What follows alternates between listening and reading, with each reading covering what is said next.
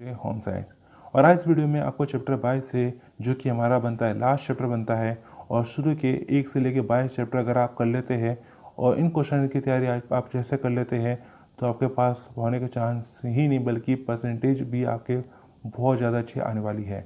तो यहाँ देखा जाए आज हम लास्ट चैप्टर करने वाले हैं चैप्टर 22, जो आपके एग्ज़ाम के लिए बहुत ज़्यादा ज़रूरी है। तो चलिए ज़्यादा समय लेते हुए शुरू करते हैं हम। प्रश्न पहले में ऐसा कहा जाता है, आपको क्या लगता है कि जनन तंत्र की परिपक्वता से पूर्व महिला के गर्भवती होने के क्या परिणाम हो सकते हैं। मतलब यहाँ पे देखा जाए कि कोई यहाँ पर अगर लड़की है जो क्या है कम उम्र की है, अब ऐसे में देखा जाए अगर वह प्रेग्नेंट होती है तो उसके क्या नुकसान हो सकते हैं।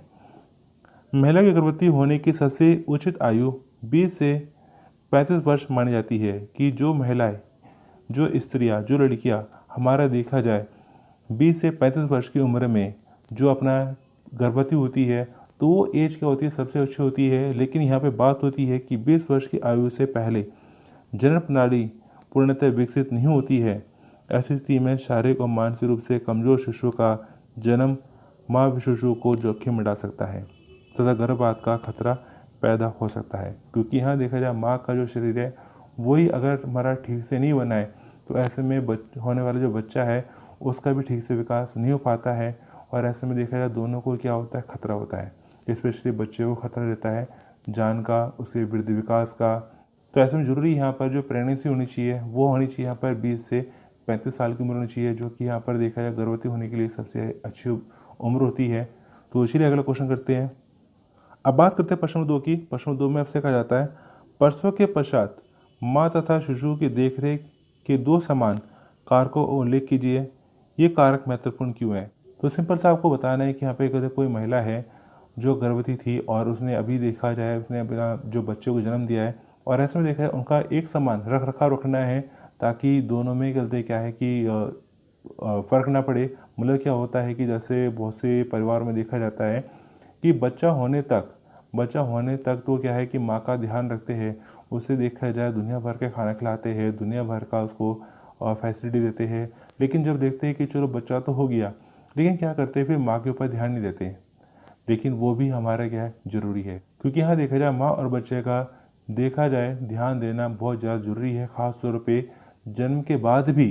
क्योंकि देखा जाए बच्चा जो पूरी तरह से डिपेंड होता है वो डिपेंड किसके ऊपर होता है, माँ के ऊपर। वो देखा जाए कुछ खाता पीता नहीं है, वो सिर्फ पीता क्या है, सिर्फ माँ का दूध। क्योंकि यहाँ देखा जन्म के बाद में वो देखा जाए पानी की बूंद तक नहीं पी सकता, ना वो कहते अपना कुछ खा सकता है ना कुछ और पी सकता है। उसके लिए जो सबसे अच्छा जो सर्वोत्तम आहार होता है वो होता है माँ का दूध। तो माँ का दूध जो उसे कहते हैं कई तरह से फ़ायदा पहुँचाता है। लेकिन माँ का दूध भी क्या होगा, माँ के शरीर में बनेगा। लेकिन माँ के शरीर में कहते हैं कब वो अच्छे से बन सकता है, जब माँ का ध्यान भी रखा जाए, माँ को भी पहले के जैसे ही अच्छा सा ध्यान रखा जाए, उसे अच्छा खाने पीने को दिया जाए, रेस्ट दिया जाए, उसकी देख रेख अच्छी हो, तो बच्चे को भी क्या होगा, एक अच्छी क्वालिटी का दूध उसको मिलेगा और उसका भी वृद्धि विकास अच्छे से होगा। तो चलिए सबसे पहले यहाँ जो लिखा है मैं आप उसके बारे में थोड़ा सा समझा देता हूँ। प्रसव के पश्चात का अर्थ है शिशु के जन्म के बाद की अवधि।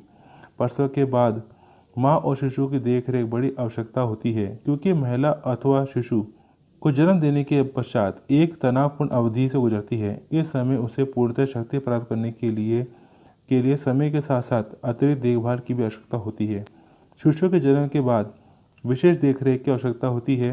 नवजात शिशु तब समय के लिए लगभग 16 घंटे सोता है, समय समय पर रोता है और उसे बार बार दूध पिलाने की आवश्यकता होती है।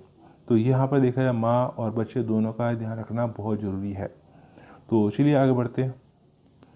अब बात करते हैं प्रश्न 3 की। प्रश्न 3 में ऐसा कहा जाता है, शिशु के समय से ही माँ का दूध पिलाना क्यों महत्वपूर्ण क्यों होता है। तो बहुत आसान सवाल है, लेकिन साथ में आपको मैं बताना चाहता हूँ कि मैं आपके लिए कई सारे जो है विषयों को लेकर मैंने आपके लिए वीडियो बनाई है। आपका देखा जाए हिंदी है, इंग्लिश है, मैथ है, आपका देखा जाए साइंस है, आपका देखा जाए बिजनेस है, आपका देखा जाए पेंटिंग, डाटा, कई तरह की यहाँ पर देखा जाए आपके बहुत सारी मैंने वीडियो बना चुका हूँ। कई तरह के आपके सवालों के जवाबों को लेके वीडियो बना चुका हूँ। और देखा जाए मैं आपसे किसी तरह की पैसे वगैरह डिमांड वगैरह नहीं करता हूँ कि मुझे पैसा दो या मुझे ऐसा कुछ करो, नहीं। बल्कि मैं क्या चाहता हूँ कि मैं आपसे बस इन सब के बदले में क्या चाहता हूँ कि आप जो है अपने दोस्तों के साथ में इन वीडियो को शेयर करें, क्योंकि जितनी ज़रूरत आपको है उतनी ज़रूरत आपके दोस्तों को है। आप जो है अपने दोस्तों के साथ इन वीडियो को शेयर करें ताकि वो भी अपना पढ़ाई वगैरह अच्छे से कर सके। तो मुझे आपसे ज़्यादा कुछ नहीं चाहिए, बस मैं चाहता हूँ कि आप जो है हमारे इस वीडियो को जो है अपने दोस्तों के साथ शेयर करें ताकि वो भी अपना देखा जाए अपना भविष्य अच्छा बना सके, अपना आगे ज़िंदगी में अपना आगे बढ़ सके, अपना देखा जाए पढ़ाई को और बेहतर बना सके। तो यहाँ देखा जाए सिर्फ आप इतना करिए कि आप इन वीडियो को अपने दोस्तों के साथ शेयर करें। तो चलिए क्वेश्चन को समझते हैं। हम यहाँ पे क्वेश्चन है क्या, शिशु को जन्म के बाद पहले घंटे में से ही माँ का दूध पिलाना सर्वोत्तम होता है। माँ के दूध में कोलेस्ट्रॉम नामक पीला तरल पदार्थ होता है जिसमें प्रतिरोधक क्षमता होती है, इसलिए शिशु को तुरंत माँ का दूध पिलाने के पश्चात उसमें विभिन्न बीमारियों से लड़ने की क्षमता विकसित हो जाती है तथा शिशु विभिन्न संक्रमणों से सुरक्षित रहता है। माँ के दूध में शिशु के लिए आवश्यक सभी पोषक तत्व पर्याप्त मात्रा में होते हैं। इसके अतिरिक्त शिशु माँ के दूध को आसानी से पचा सकता है। तो ये हमारा बनता है शिशु के लिए माँ का दूध क्या है, सर्वोत्तम आहार है। लगभग 3 महीने तक 6 महीने तक जो भी है उतने समय तक जो है बच्चे को जो है सिर्फ पिलाया जाता है माँ का दूध, पानी की एक बूंद तक नहीं पिलाई जानी चाहिए, सिर्फ माँ का दूध पिलाना चाहिए। और देखा जाता है कई बार इन केस जो है प्रसव के समय जो है बच्चे तो जन्म जाता है, लेकिन देखा जाए कई बार गलती क्या होता है, माँ की मृत्यु हो जाती है और ऐसे में देखा जाए बच्चों को माँ का दूध मिलना मुश्किल हो जाता है। लेकिन फिर भी देखा जाए बच्चों को माँ का दूध पिलाना आवश्यक है। तो ऐसे में हम जो है बच्चों को पिला सकते हैं, माँ को दूध पिला सकते हैं, क्योंकि हमारा देखा जाए जैसे हमारा ब्लड बैंक होता है वैसे हमारा देखा जाए होता है मिल्क बैंक। तो मिल्क बैंक होता है, तो ऐसे में देखा जाए जो हमारे मिल्क बैंक होते हैं जहाँ पे हमारा देखा जाए कुछ माँ का दूध वगैरह होता है, तो उस दूध को लेकर बच्चों को पिलाया जा सकता है जो बच्चों को क्या करेगा, बहुत फ़ायदा पहुँचाएगा। तो वो हमारे काम आ सकता है मिल्क बैंक, क्योंकि यहाँ देखा जाए बच्चों को जो माँ का दूध मिलना बहुत ही ज़रूरी होता है। तो चलिए आगे बढ़ते हैं। अब बात करते हैं प्रश्न नंबर 4 की। प्रश्न नंबर 4 में ऐसा कहा जाता है, एक दंपति को अपने परिवार का नियोजन करना चाहिए, कारण दिए। तो परिवार दंपति कौन होता है, दंपति होता है कपल, पति पत्नी का जोड़ा, वो हमारे कहलाता है दंपति। और दंपति को क्या करना चाहिए, परिवार नियोजन करना चाहिए, फैमिली प्लानिंग करनी चाहिए। क्यों करनी चाहिए, कारण क्या है, एक दंपति को परिवार नियोजन करना चाहिए। अधिक बच्चे से माँ के स्वास्थ्य पर बुरा प्रभाव पड़ता है। माँ का स्वभाव चिड़चिड़ा हो जाता है जिससे वे बच्चों को मारती हुई डांटती है। ज़्यादा बच्चों से ईर्ष्या व विचरणपन आ जाता है। अधिक बच्चों में बच्चे को अपने आप को असुरक्षित समझते हैं।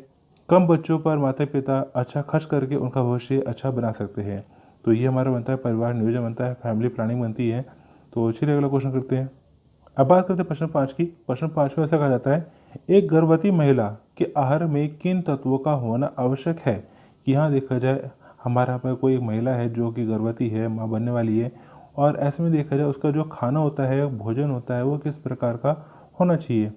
हड्डियों के विकास के लिए आवश्यक है कैल्शियम युक्त दूध का सेवन। मांसपेशियों के विकास के लिए आवश्यक है प्रोटीन, दाल, अंडे, पनीर आदि इस्तेमाल कर सकते हैं। मस्तिष्क के विकास के लिए आवश्यक है यहाँ पे खनिज हेतु हरी पत्ते, सब्जियाँ, फल आदि। ऊर्जा के लिए अपेक्षित कार्बोहाइड्रेट हेतु चावल, गेहूँ, इन चीज़ों का इस्तेमाल कर सकते हैं।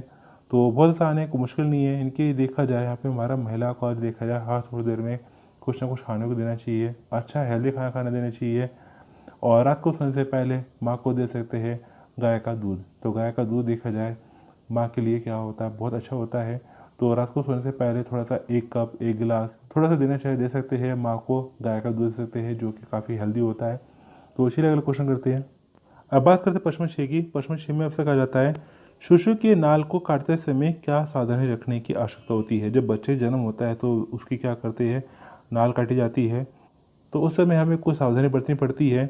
विकसित भ्रूण अबालिका नामक नालिका द्वारा प्लेसेंटा से जुड़ा होता है। शिशु का जन्म होने पर इस नाल को काटकर प्लेसेंटा से अलग किया जाता है।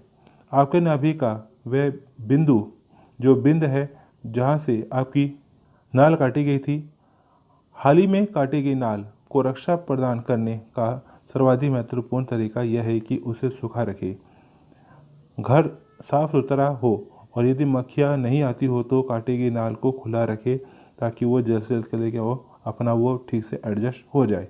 तो ये कर सकते हैं। लेकिन अगर देखा जाए वहाँ पे हवा वगैरह ठीक से नहीं है, पॉल्यूशन वगैरह, गंदगी वगैरह है, मक्खी वगैरह है, तो ऐसे में उसको कपड़े से ढक सकते हैं। तो ये हमारा बनता है दाल को करते समय रखी जाने वाली कुछ सावधानियाँ। तो चलिए अगला क्वेश्चन करते हैं। अब बात करते हैं प्रश्न 7 की। प्रश्न 7, शिशु के लिए टीकाकरण की आवश्यकता क्यों होती है? तो यहाँ देखा जाए जब बच्चे जन्म होता है, बच्चे जन्म के बाद से उसका देखा जाए कई तरह के उसको लगते हैं, इंजेक्शन लगते हैं, टीके वगैरह लगते हैं। तो उन सब की आवश्यकता क्यों होती है? शिशु को संक्रामक रोगों से सुरक्षित रखने के लिए टीकाकरण किए जाने का आवश्यकता होती है कि बाहर की बीमारी उसे ना लगे। माँ के लिए यह आवश्यक है कि वे अपने शिशु के लिए उचित टीकाकरण का कार्यक्रम पता लगाए ताकि बच्चे को सही समय पर टीका लग सके और बाहर की कई बीमारियों से उसका बचाव हो सके। तो चलिए अगला क्वेश्चन करते हैं। अब बात करते हैं प्रश्न नंबर 8 की। प्रश्न नंबर 8 में ऐसा कहता है, शिशु के जन्म के पश्चात माँ के देखभाल से संबंधित कुछ सुझाव दीजिए। क्योंकि यहाँ देखा जाए यहाँ पे हमारे शिशु का अगर क्या है, जन्म हो चुका है और जन्म के बाद में माँ की देखभाल बहुत ज़रूरी होती है। जैसा कि मैंने आपको शुरू में बताया भी था कि यहाँ पे देखा जाए जन्म के बाद में देखा जाए माँ और बच्चे दोनों का ध्यान रखना बहुत ज़्यादा ज़रूरी है। माँ को अच्छा और पोषक आहार खाना चाहिए। दूध, पनीर, फल और सब्जियाँ, दालें, फलियाँ, मूंगफली आदि आहार उसके लिए एक अच्छा आहार होते हैं। मांसाहारी में मुर्गा, अंडे, मांस और मछली आदि भी खा सकते हैं। यदि कोई परिवार महंगे फल, दूध आदि नहीं खा सकता तो माँ को कम से कम चपाती यानी कि रोटी वगैरह, चावल वगैरह, दाल वगैरह एक समय के भोजन में इकट्ठे खाने चाहिए। नई माँ बच्चे के जन्म देने के लिए कुछ दिनों के बाद भी नहा सकती है और उसे नहाना चाहिए। पहले सप्ताह में स्पंज बाथ करना चाहिए। उसके बाद पहले की तरह प्रतिदिन स्नान करना चाहिए। ध्यान रहे बच्चे के जन्म के बाद स्नान करना हानिकारक नहीं है।